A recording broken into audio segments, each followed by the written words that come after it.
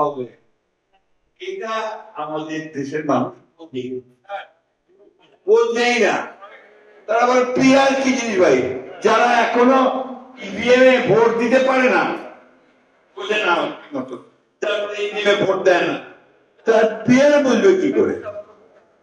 এই চিন্তা ভাবনা থেকে দূরে সরে যেতে হবে এবং দুঃখজনক ভাবে আমাদের দেশের কয়েকটা রাজনৈতিক দল থেকে প্রমোট না ফর্ম করে বসে আছে, এটা না হলে নির্বাচনে যাব না।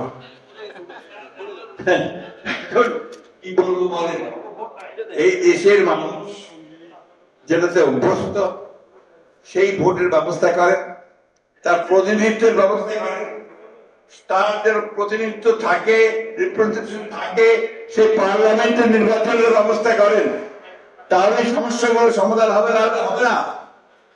বাইরে থেকে এসে বসে বা কাউকে আপনার নতুন নতুন চিন্তা ভাবনা দিয়ে কিন্তু দেশের সমস্যা সমাধান করা যাবে না। আমরা পরিষ্কার করে বলতে চাই, আমরা চাই অবিলম্বে সংস্কারগুলো শেষ করুন, অবিলম্বে এই যে একটা আছে আপনার সনদ ঘোষণা, সেই সনদও ঘোষণা করুন। আর দয়া করে নির্বাচনের যে তারিখটা নির্ধারণ করেছেন আমাদের চেয়ারম্যান সঙ্গে লন্ডনের বৈঠকে বসে, যেটাতে জাতীয় অনুপ্রাণিত হয়েছে, আশান্বিত হয়েছে, সেই সময়টাতে নির্বাচন দিন, মানুষ তার অধিকারটা ফিরিয়ে দিন, ভোটের অধিকার ফিরিয়ে দিন। সেই রাজের নেতা তিনি তার কর্মীদেরকে সেইভাবে তৈরি করেছিলেন, কেউ আত্মসমর্পণ করার মতো নেতা ছিলেন না। ওদের বাবু সম্পর্কে আমাদের সকলের একটু ভাবা উচিত। বাবুর মতো নেতা কর্মী দরকার।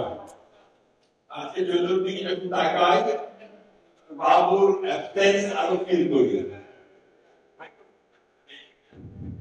এই ধরনের নেতা কর্মী আমাদের দরকার, যা নিজেদের স্বার্থের কথা চিন্তা না করে দেশ, দল এবং মানুষের কথা চিন্তা করে। সেই মুহূর্তটা আমার এখনো মনে আছে, যখন এখানে বাবুকে মাথায় পিস্তল ধরে আমরা এখানে ফুটপথে একটা সভা করছিলাম, পুলিশ চাপিয়ে পড়েছিল, পুলিশ ঢুকতো না, সেই টিভি ঢুকে একদিকে আমার মুখ থেকে রাজীবকে ছিনিয়ে নিয়ে গেল, পেছনে বাবুকে দুঃখিত রাজকে ছিনিয়ে নিয়ে গেল, অন্যদিকে বাবুকে পিস্তল ধরিয়ে নিয়ে গেল। শুধু জুলাই মাসের বাদ দিল, তার মূল্যটা কি, তার দামটা কত? আমরা খুব খুশি হই যখন দেখি পত্রিকার মধ্যে আমাদের রিপোর্ট ভাই সব নেগেটিভ কথা বলে গেছেন, আমি কিন্তু কিছু ভালো দিচ্ছি।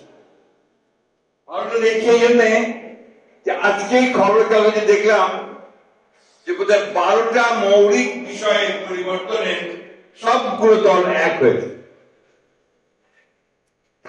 This is a positive step. এবং ধন্যবাদ জানাই ডক্টর আলী রিয়াজকে, তিনি অত্যন্ত পরিশ্রম করে তার টিমকে নিয়ে ওই জায়গাতে আসার চেষ্টা করেছেন। আমাদেরকে অনেকে খোটা দিয়ে কথা বলে যে আমরা সংস্কার চাই না, সংস্কারের চিন্তা নেই তো আমাদের, সংস্কারের শুরুটা আমাদের দিয়ে।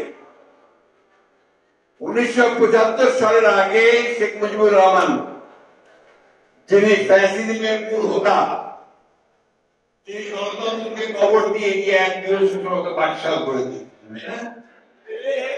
সেই বাকশাল থেকে ফিরিয়ে বহুদলীয় গণতন্ত্র নিয়ে মাটি পাড়ি সিস্টেম, এই গণতান্ত্রিক ব্যবস্থাটা চালু করেন কে বলেন? রহমান আমাদের দলের প্রতিষ্ঠাতা।